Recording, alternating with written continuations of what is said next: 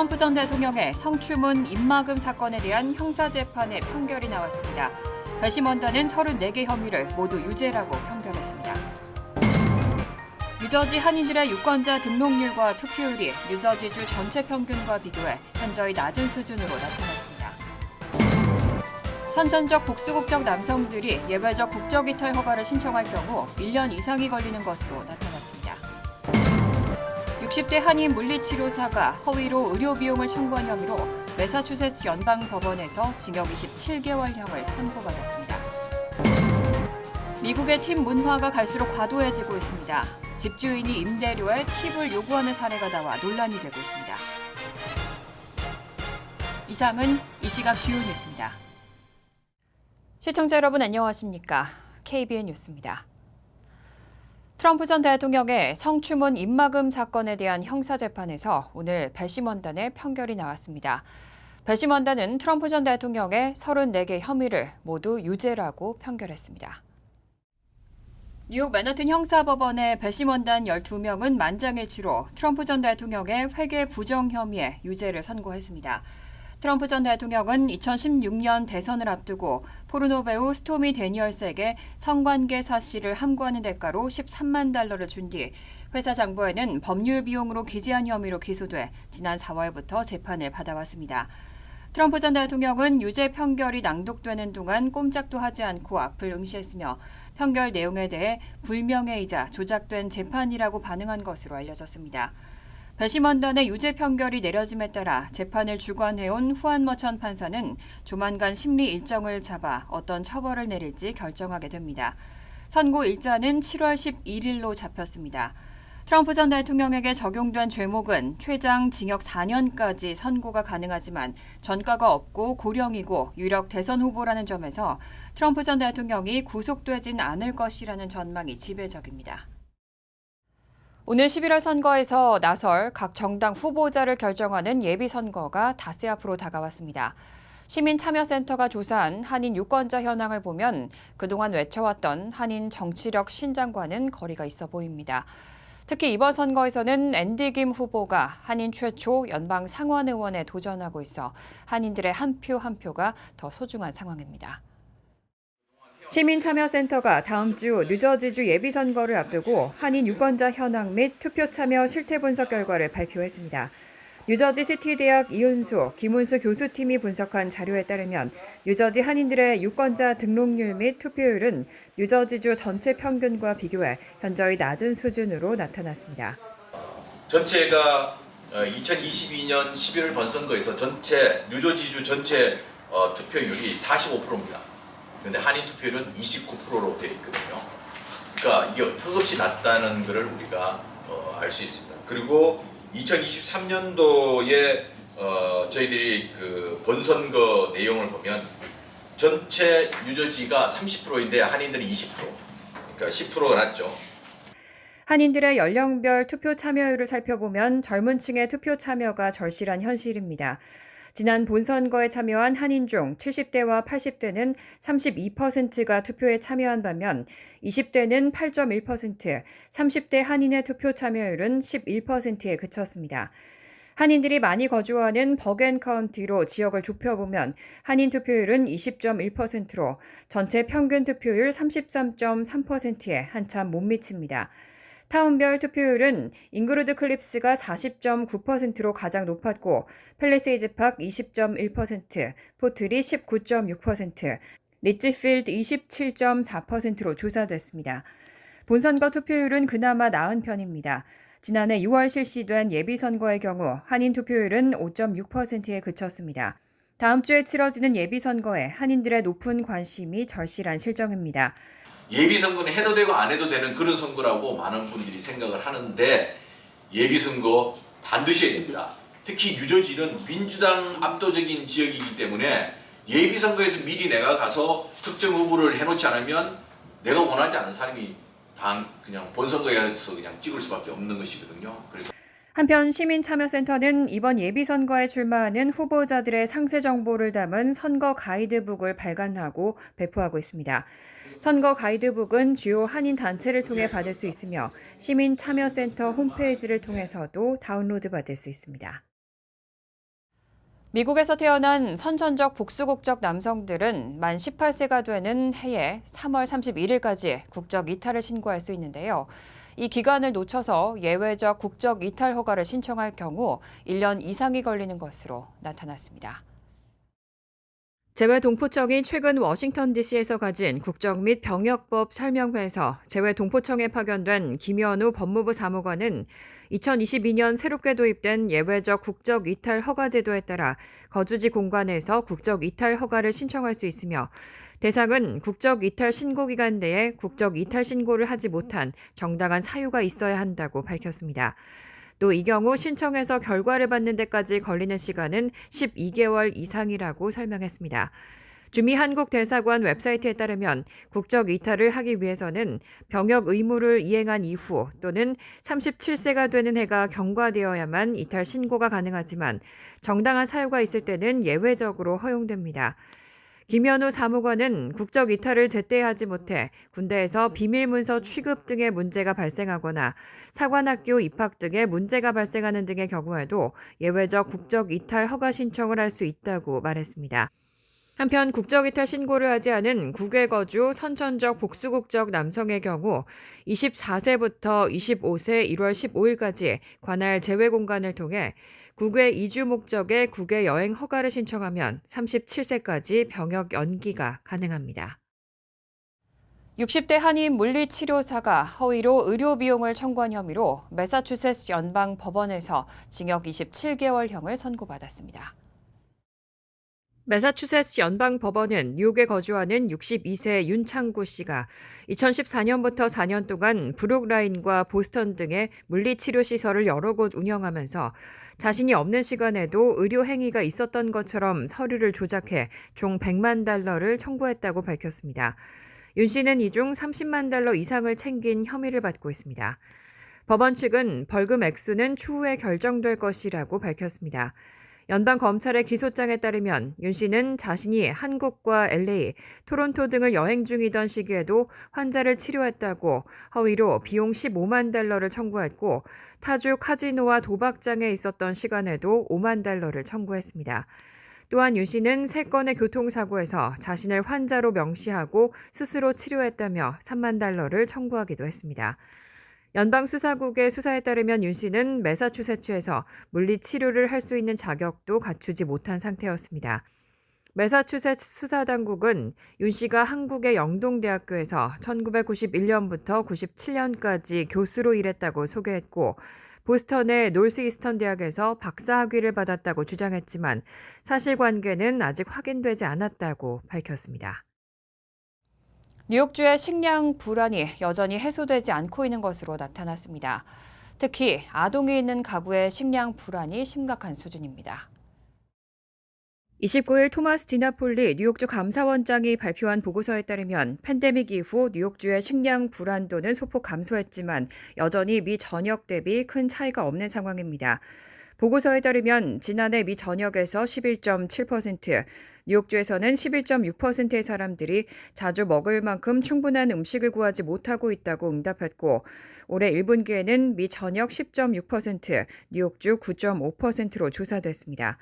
이 수치는 지난 2020에서 2022년 동안 뉴욕주의 식량 불안도가 미 전역 평균을 상회했던 것과 비교하면 다소 개선된 것처럼 보이지만 감사원실은 유의미한 개선으로 해석하기는 어렵다고 평가했습니다.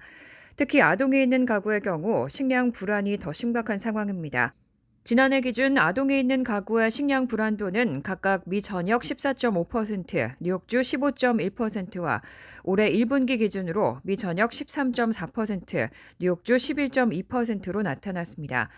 감사원은 푸드 스탬프 수혜자 수도 팬데믹 기간 대비 감소했지만 지난해 3월 이후 지난 1월 기준 290만 명을 기록하며 최근 5년 중 최고치였던 지난해 300만 명과 큰 차이가 없다고 밝혔습니다. 한편 뉴욕시의 경우 성인의 39.5%, 아동이 있는 가정의 경우 48.4%가 식량 불안을 겪고 있는 것으로 나타났습니다. 미국의 팁 문화가 갈수록 과도해지고 있습니다. 무인 계산기를 이용해도 팁을 요구하는 경우가 있는데 이제는 집주인도 임대료에 팁을 요구하는 사례가 나와 논란이 되고 있습니다. 30일 SNS에는 팁의 최종 보스라는 제목의 글이 올라왔습니다. 게시자는 집주인이 임대료를 요청하면서 팁 항목을 포함시킨 내용을 캡처해 공유했습니다. 캡처된 이미지는 임대료 항목 아래에 15%, 20%, 25% 맞춤 옵션으로 팁을 선택할 수 있는 항목이 있음을 보여줍니다. 이 게시물은 170만이 넘는 조회수를 기록하며 많은 누리꾼들의 관심을 끌었습니다. 누리꾼들은 도대체 누가 집세에 팁을 주겠는가라며 부정적인 반응을 보였습니다. 또 이것은 약탈적 행위이고 괴롭힘의 소송감이라며 법적 조치를 언급하는 댓글도 있었습니다. 일부는 이 상황을 풍자하며 이미 자신이 가지고 있는 모든 임대 계약에 대해 20%를 인상했다며 매달 팁이 마음에 든다고 비꼬았습니다.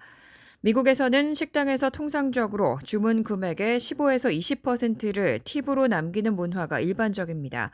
임금이 적은 종업원들에게 팁은 팁을 넘어 사실상 실질 임금에 해당되지만 최근 최저임금과 물가 상승으로 인해 팁 문화에 대한 불만이 커지고 있습니다.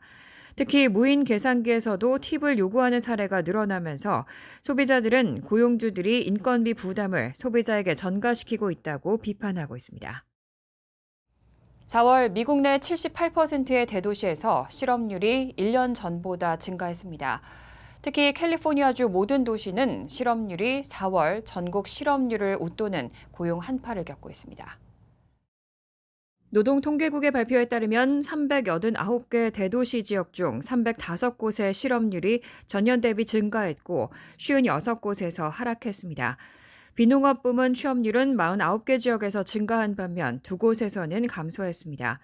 338곳의 취업률은 전년과 같았습니다.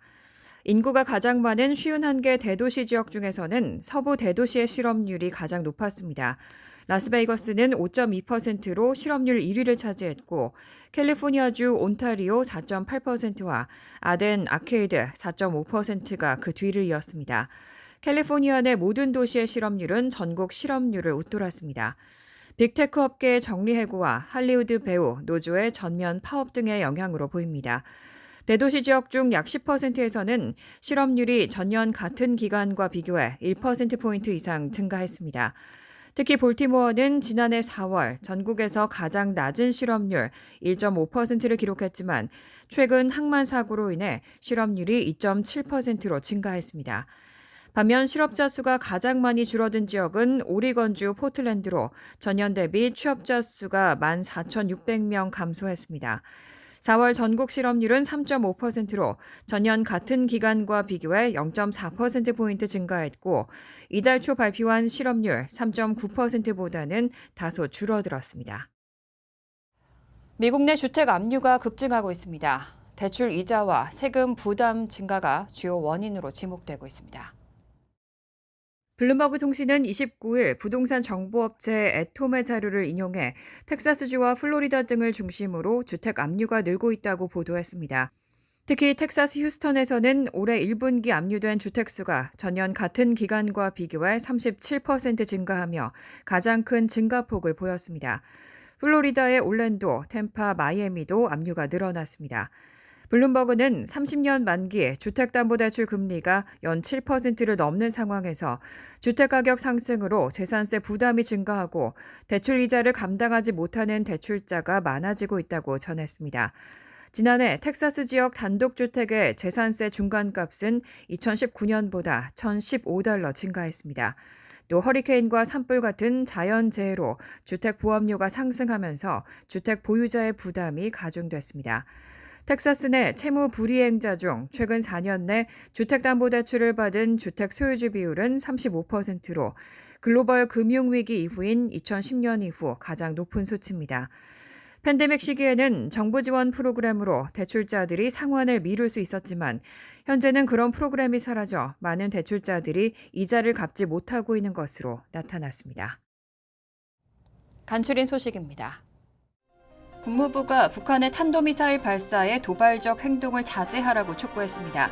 국무부는 어제 북한 탄도미사일 발사와 관련해 대변인 명의로 도발적 행동을 자제하라고 촉구했습니다. 또 북한이 외교로 복귀할 것을 촉구한다고 덧붙였습니다. 합동참모본부는 한국 시간 30일 오전 6시 14분께 북한 순안 일대에서 동해상으로 발사된 단거리 탄도미사일로 추정되는 비행체 10여 발을 포착했다고 발표했습니다. 북한 미사일들은 350여 킬로미터를 비행한 뒤 동해상에 탄착했습니다. 노동부는 지난주 신규 실업수당 청구 건수가 21만 9천 건으로 한 주 전보다 3천 건 증가했다고 오늘 밝혔습니다. 다우존스가 집계한 전문가 전망치 21만 8천 건에 소폭 못 미치는 수준입니다. 최소 2주 이상 실업수당을 신청하는 계속 실업수당 청구 건수는 5월 12일부터 18일 주간 179만 1천 건으로 직전 주보다 4천 건 늘었습니다.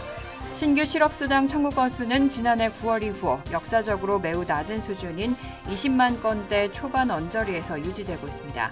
실업수당 청구 건수가 낮은 수준을 지속하는 것은 노동시장 과열이 지속되고 있을 가능성을 시사하고 있습니다. 예일대는 오는 6월 퇴임하는 현 피터 셀러비 총장의 뒤를 이을 차기 총장으로 맥기니스 토니브룩 총장을 선임했다고 어제 밝혔습니다. 맥기니스 총장은 버지니아대에서 학사학위를 받은 뒤 예일대에서 석박사학위를 취득한 후 버지니아대에서 교수와 부학장 등을 역임했습니다. 또 텍사스대에서는 교무처장과 부총장을 지냈습니다. 전공 분야는 미술사로 노예자를 둘러싼 정치와 예술 간 상호작용을 들여다보는 데 연구에 초점을 맞춰왔습니다. 앞서 지난 1977년 여성 역사학자 해나 홀본 그레이가 예일대의 임시 총장으로 선임된 적은 있지만 상임 총장으로 여성이 임명되는 것은 이번이 처음입니다. 연방정부 지원이 만료되면서 뉴욕시 저소득층 약 100만 명이 고속 인터넷 접근이 어려워질 수 있다는 분석이 나왔습니다. 지역 매체 고다미스트가 센터 포 얼반 퓨처 데이터를 활용해 보도한 데에 따르면 연방정부가 제공하는 인터넷 연결 할인 프로그램 ACP에 가입한 뉴욕시 거주자는 약 100만 명으로 집계됐습니다. ACP를 통해 연방정부는 저소득층 가구에 월 최대 $30의 인터넷 요금 보조를 제공해왔습니다. 뉴욕시에서는 특히 이스트 할렘과 사우스 브롱스, 롱아일랜드 시티 지역에서 혜택을 입은 가구가 많았습니다. 센터 포 얼반 퓨처는 현재로선 ACP가 이달 말 종료될 예정이라며 지원이 종료되면 많은 저소득층 가구가 고속 인터넷 접근이 어려워져 학업이나 취업 등에도 영향을 받을 수 있다고 밝혔습니다. 환율과 증권 소식입니다.